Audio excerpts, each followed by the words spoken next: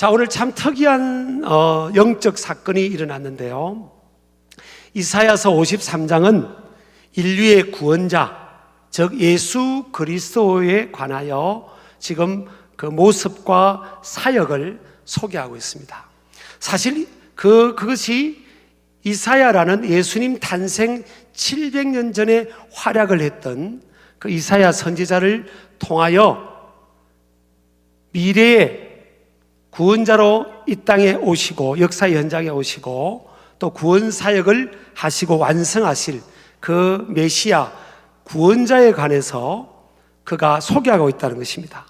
그런데 이 구원자 그분의 모습과 사역을 말씀하면서 1절에 이런 서론으로 이런 말씀을 하고 있습니다. 우리 1절을 잘 이해를 해야 그 다음 부분이 이해가 될 겁니다. 제가 한 3절까지만 오늘 말씀을 나누겠습니다. 우리 1절을 한번 읽겠습니다. 시작. 우리가 전한 것을 누가 믿었느냐? 여호와의 팔이 누구에게 나타나느냐? 자, 우리가 전한 것을 누가 믿었느냐? 지금 이사야가 여기서 우리라고 말을 하고 있죠. 52장에서는 나라고 말을 하고 있는데 53장에 가서는 복수로 말하고 있는데 여기서 우리는 이사야 선지자를 포함해서 하나님께서 하나님의 백성들을 깨우고 하나님께로 돌이키기 위해서 보낸 다수의 많은 선지자들을 말하고 있어요. 학자들이 그렇게 일반적으로 주장을 합니다. 그러니까 많은 선지자들을 통해서 하나님을 떠나 있는 하나님 백성들에게 하나님의 말씀을 전한 거죠. 돌아오라고. 그런데 그 택한 백성들이 들었냐 하면 우리가 전한 것을 누가 믿었느냐? 이 말의 뉘앙스는 뭐예요? 안 믿었다는 거예요. 하나님이 보내신 선지자들이 전해주는 그 하나님의 말씀을 이들이 듣지도 않고 듣는 데 집중하지도 않고요. 그리고 그 말씀을 믿지도 않았다는 겁니다. 그러니까 어떻게 보면 영적으로 굉장히 혼란스럽고 또 공허한 사람들의 마음이 하나님을 떠나고 오히려 세속적인 것을 지향하는 그런 영적으로 보면 안 좋은 토양의 상황이에요. 그러니까 말이 안 먹힌다는 겁니다. 하나님이 보내신 하나님의 사람의 말이 안 먹히는 거예요. 요즘 시대도 좀 그렇지 않아요, 여러분? 많은 하나님이 보내신, 하나님이 세우신 목회자를 통해 설교자를 통해 선포되는 말씀을 이 시대 사람들이 잘 안 듣죠. 물론 말씀을 전하는 사람들의 부덕도 있지만요, 시대의 어떤 토양도 또 그런 면도 있다고 볼 수 있겠습니다. 그러니까 사람의 말이 안 먹히니까 우리가 생각할 때는 어떤 생각을 해야 되겠어요? 누구를 보냈는데 그 사람이 안 먹히면 더 센 사람을 보내야 될 거 아닙니까? 좀 약하구나. 더 센 사람을 보내야 되겠다. 그렇게 우리가 생각할 수 있잖아요. 그런데 하나님이 구원하시는 방법이 그렇지 않다는 겁니다. 자, 우리가 전한 것을 누가 믿었느냐? 그렇게 말씀하시고 그 다음에 여호와의 팔이 누구에게 나타났느냐? 여기서 여호와의 팔은요, 히브리어로 제로와 예호와입니다. 이 팔은 권세, 제로와라는 단어는요, 권세, 군사력, 힘 이런 뜻이거든요. 그러니까 하나님의 구원하는 그 능력, 힘, 그 권세가 어떤 사람에게 누구에게 임해서 그를 통해서 구원의 역사를 이루기를 원하셨을까? 우리가 생각해 볼 때는 그 당시 상황이 녹록하지 않은 상황이니까 더 센 사람, 더 대단한 사람을 보내서 하나님은 구원의 역사를 이루기를 원했는데 2절에 보니까 그는 뭐예요? 하나님께서 보내시고 세우신, 인류를 구원하기 위해서 보내시고 세우신 그 구원자, 그는 주 앞에서 자라나기를. 이건 주는 하나님을 말합니다. 주 앞에서 자라나기를. 자라났다는 건 뭐예요? 인간의 역사의 현장 속으로 구원자, 하나님의 아들 그 구원자가 인간의 역사의 현장 속으로 오셔서 이곳에 사람으로 태어나서 자라났다는 겁니다. 그 자라난 그 구원자가 어떤 모습이었냐? 연한 순 같았다. 그리고 마른 땅에서 나온 뿌리 같았다. 여러분, 여기서 연한 수는 히브리어로 카이오네크입니다. 그건 모르셔도 됩니다. 쓸모가 없어 잘려서 버려지는 순입니다. 우리가 어떤 그 나무를 식물도 가꿀 때 보면 필요 없는 것도 좀 가지를 치잖아요. 그래서 버리기도 하지 않습니까? 그러니까 구원자로 오신 이사야가 볼 때 하나님께서 인류를 구원하기 위해서 보내신 그 구원자의 모습이 연한 순 같았다는 거예요. 사람들이 볼 때 그냥 쓸모없어서 버려질 수밖에 없는, 버려지는 그런 순 같았다. 마른 땅에서 나온 뿌리라는 것은 저 사막이나 황무지에 물기가 없고 습기가 없는 그곳에서 달랑 혼자 자라있는 뿌리가 내려서 그 뿌리가 비틀어서서 삐져나온 것과 같은, 황량한 곳에 그냥 나무 한 그릇이 삐져서 나와서 세워져 있는 그런 것 같다는 겁니다. 여러분, 우리가 볼 때 이걸 지금 사람을 식물로 지금 비유했잖아요. 식물로 비유한다면 막 아름다리 우거진 그 나무가 쭉쭉 잘생긴 나무들이, 쭉쭉 뻗어진 나무들이 한 그루가 아니라 많은 나무들이 그룹으로 형성되어 있으면, 와, 야, 저 나무들 대단하다, 야, 저 멋있다, 어떻게 저렇게 멋있게 쭉쭉 뻗어져 올라왔을까, 그래야 될 거 아니에요. 근데 하나님께서 구원자로 인류를 구원하겠다고 보낸 구원자가 이사야의 눈에 보니까 그것이 식물의 모습으로 비춰질 때는 연한 순 같고죠. 사람들이 버려져서 쓸모없어서 꺾여서 버려진 것 같고, 또 마른 땅에 나온 뿌리가 삐져서 나온 그 사막의 황량한 나무 한 그루 같은 거예요. 그러니까 별것 아닌, 모양도 별것 아닌, 세상적 기준으로 보면 사람들의 손에 버려진 순이나 주변에 아무도 없는, 여러분, 사람이 다 여러분 지나갈 때 사람들이 그를 따르면요 얼마나 힘이 있게 보입니까?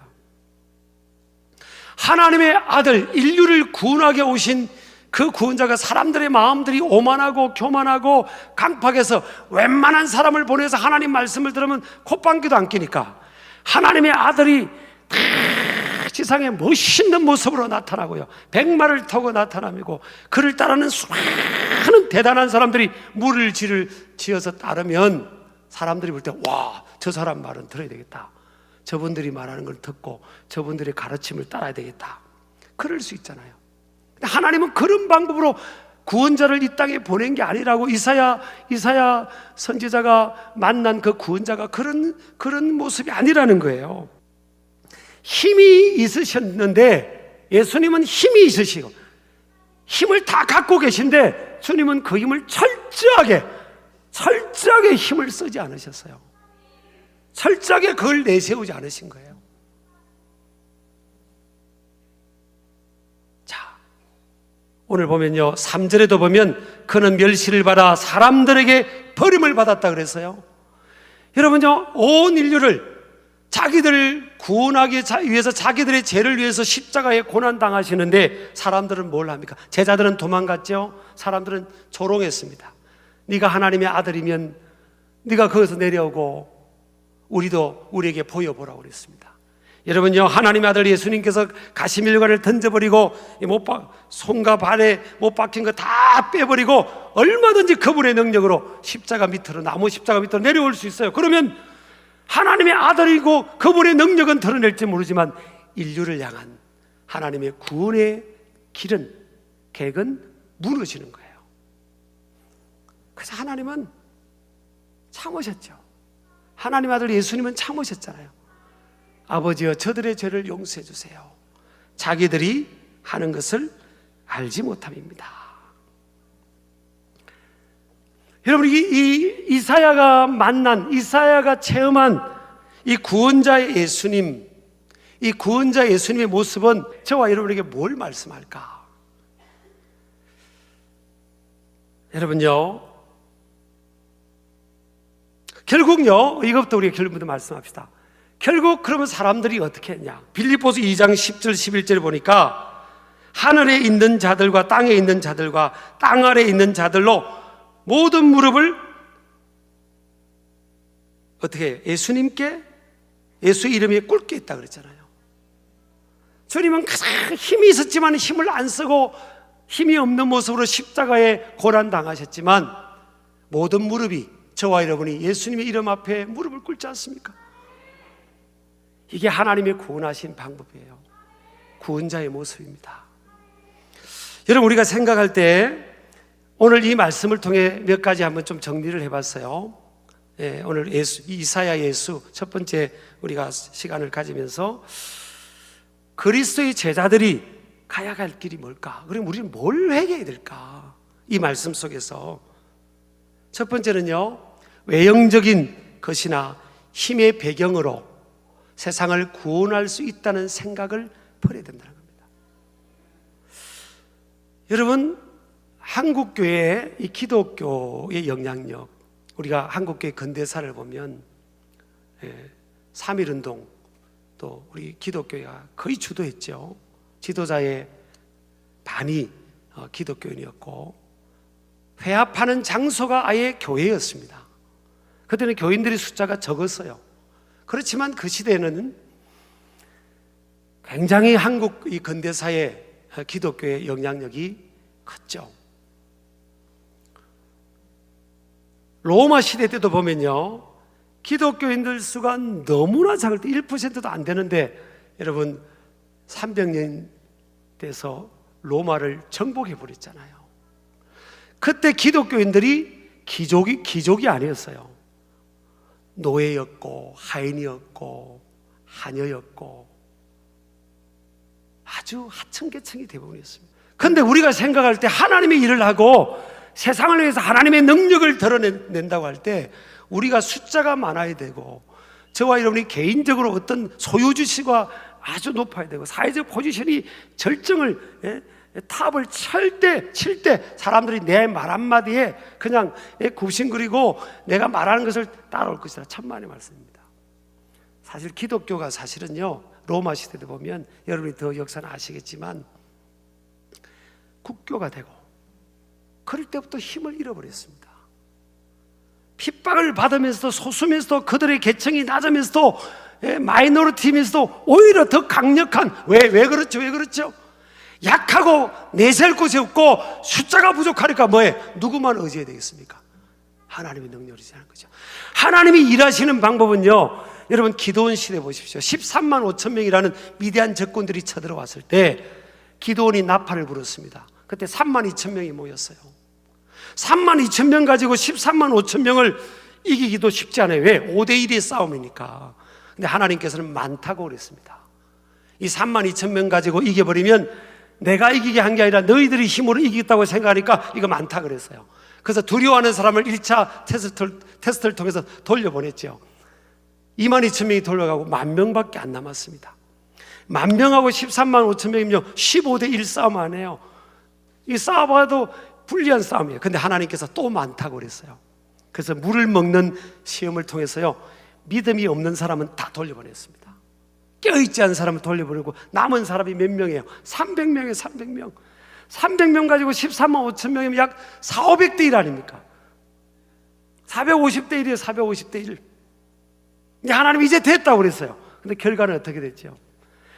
피 한 방울 안 흘리고 한 명의 희생자도 없이 완벽한 승리를 이루지 않습니까?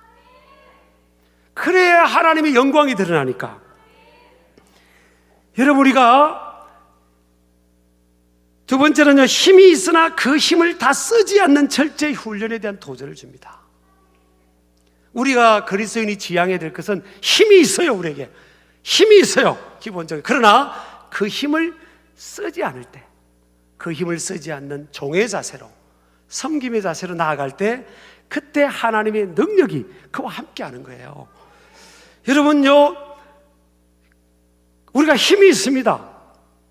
여러분, 가정에서도 힘이 있고 교회에서도 힘이 있을 수 있고 사회생활하면서도 힘이 있을 수 있어요. 그러나 하나님은 내가 내 힘을 쓰지 않을 때, 내가 내 힘을 의지하지 않을 때, 하나님은 그때부터 역사하시는 거예요. 내가 내 권리, 내가 가진 이 파워, 이걸 의지하지 않고 내세우지 않을 때, 그때부터 하나님은 역사하는 거예요. 그러니까 여러분, 가족들 중에도 만약에 가족 중에 불신자가 있다면요, 여러분 목소리 크다고 그 사람이 뭡니까? 너 교회 안 가면 하여튼 밥 안 줘? 그럼 애들이 밥 먹으라고 교회 오고 예수를 진짜 믿습니까? 억지로 한두 번은 오겠죠. 그러나 진정으로 감동으로 예수님을 영접하지는 않는 거예요. 내가 힘이 있고 배우자보다 내가 더 세상적으로 내세울 게 많아도 나는 아무것도 아닌 존재라고 생각할 때, 섬길 때, 그때 역사가 나타나는 거죠. 사회생활도 마찬가지인데 우리 그리스도인들이 주님을 따라가는 제자들이요, 또 내가 세상에서 뭔가 하나님의 큰 일을 해보고 싶은 사람이라면 나름대로 자기 나름대로 힘이 있겠죠. 아니 내가 지금 요만큼밖에 못하는 것은 내가 사회적 지위가 좀 요 정도밖에 안 돼서 그래. 나는 좀 더 사회적 포지션을 확보하고 힘이 주어지면, 내가 좀 더 많은 것을 소유한다면 나를 통해 힘이 나타나겠지, 파워가 나타나겠지. 그건요, 오해입니다. 오해. 하나님 아들 예수님은 전혀 하나님의 아들의 힘을 쓰지 않으셨어요. 여러분요, 세 번째, 거룩한 고독의 환경이 축복의 시간임을 알고 고독과 고립을 긍정적으로 즐길 수 있어야 됩니다.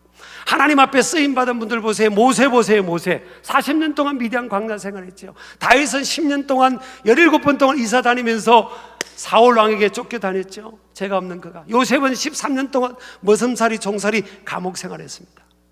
세례 요한은요, 선택된 고독을 선택했잖아요. 광야를 갔지 않습니까? 바울도 아라비아 광야에서 몇 년 동안 깊이 하나님 만나다가 로마서를 받고 갈라디아서 복음을 받았지 않습니까? 여러분, 살아가다 보면 우리가 외로울 때 있어요. 아까 이 사막의 그 마른 땅에서 나온 뿌리 같다 그랬잖아요. 이 외로움이죠. 고독이죠. 우리가 언제 하나님을 뜨겁게 깊이 만나고 은혜를 받습니까? 고독할 때, 외로울 때, 누군가로부터 상처를 받고 힘들 때, 그때 아닙니까? 그러니까 나 혼자의 시간이, 고독하는 시간이 이게 잘못된 게 아니에요. 결국 인생은 어떻게 보면 키에르케고르의 말처럼 하나님 앞에 단독자입니다. 고독한 존재예요. 여러분요, 우리가 주위에 많은 사람들이 있고 그래도 인간은 결국 고독한 존재예요. 하나님을 만나야만 만족할 수 있는 존재거든요. 그래서 여러분, 하나님을 만나게 하기 위해서 하나님은 우리를 어쩌면 환경과 사람을 쓰시는지도 몰라요. 자, 야곱 보세요. 야곱 머리가 핑핑 돌아간 사람 아닙니까? 20년 동안 야곱은 하나님을 그 라반과 함께 있으면서 하나님을 찾았다는 구절이 없어요. 성경에. 머리가 핑핑 돌아간 사람이에요. 근데 이제는 머리가 돌아가봐도 해결할 수 있는 이 큰 산 난제를 만났죠. 그게 뭡니까? 에서입니다. 에서. 형 에서. 형이 죽이려고 하는 것을 20년 동안 풀지 않았죠. 그때 이 야곱은요, 하나님 벽에 손을 듭니다. 스스로 선택한 고립의 시간으로 돌아갑니다. 야복강에 혼자 남습니다. 혼자서 하나님 찾습니다. 하나님 살려주세요. 여러분, 하나님 앞에 혼자일 때 무슨 유창한 기도가 필요합니까? 살려달라는 것밖에 다를 수 있겠어요. 하나님 살려주세요. 하나님 나 살려주세요. 살려주세요. 그때 하나님께서 야곱을 찾아오셔서 이름을 묻습니다. What is your name? 네 이름이 뭐냐? 여러분, 하나님이 야곱의 이름을 모르겠습니까? 이 말 속에는 네 정체가 뭐냐? 너 어떻게 살아왔냐는 거예요. 너 나 믿는다고, 네 할아버지가 아브라함이고 아버지가 이삭인데 너 믿는다는 그 분위기 속에만 살아왔지 진짜 나를 찾고 의지하며 살아왔냐는 거예요. 네 머리를 의지하고 꾀를 의지하며 살아왔지 않냐는 거예요. 그때 야곱이 깨집니다. 깨어진 흔적으로 환도뼈가 위골이 되고요, 이름이 바뀌죠. 내가 너 이름 이제 이스라엘로 바꿔주겠다. 하나님께서 여러분, 우리가 이 코로나19 상황 하나 해결 못 하시겠어요? 우리 힘으로는 할 수가 없음을 하나님께서 우리를 깨닫게 하시는 거예요. 하나님 앞에 손을 들게 하는 겁니다. 그래서 너와 내가 만나자, 진정으로 너와 내가 만나자. 내 앞에 네가 손들기를 원한다는 거죠. 이 혼자인 시간이요, 축복의 시간입니다. 그때 하나님을 만나는 거예요. 네 번째는요, 사람을 통한 아픔을 긍정적인 자세로 바라봄으로 성장과 성숙의 기회로, 그리고 사랑의 넓이를 확장시키는 기회로 삼아야 합니다. 여러분요, 살아가면서 제일 큰 고통이 전문가들에 의하면 사람을 통한 고통이래. 사람을 통한 고통. 예수님 보세요. 제자들이 다 도망가 버렸습니다. 베드로는요, 수제자 베드로는 그 여인 앞에, 한 계집 여인 앞에 예수님을 3번이나 모른다고 부인했어요. 여러분, 인생을 살아가면서요, 우리가 사람한테 상처를 주고 받는 거예요. 오늘도 예수님은 멸시를 받아 사람들에게 버림받았다 그랬습니다. 구원자라 오셨음에도 불구하고 대우를 못 받았어요. 우리를 위해서, 저와 여러분을 위해서 하나님의 아들이 영광 보좌를 부리고 이 땅에 오신 것만 해도 감지덕진데, 성육신하신 것만 해도 감지덕진데, 생명을 바쳐주러 죽으러 오시는 그분을 인간이 대우를 안 하는 거예요. 근데도 예수님이 욕하지 않으셨어요. 아버지요, 저들의 죄를 용서해 주세요. 자기들이 하는 것을 알지 못합니다. 인간이 겪을 수 있는 모든 고통을 예수님이 다 겪었어요. 버림받음, 가난, 고달픔 다 겪었어요. 그걸 통해서 무엇을 하시겠다는 거예요? 고린도후서 8장 9절 보면요, 우리 주 예수 그리스도의 은혜를 너희가 알거니와 부요하신 이로써 너희를 위하여 가난하게 되심은 그의 가난함으로 말미암아 너희를 부요하게 하려 하심이라. 여러분, 살아가면서 제일 큰 고통이 배우자와의 이별 아니겠습니까? 배우자가 먼저 주님 나라로 간다든지.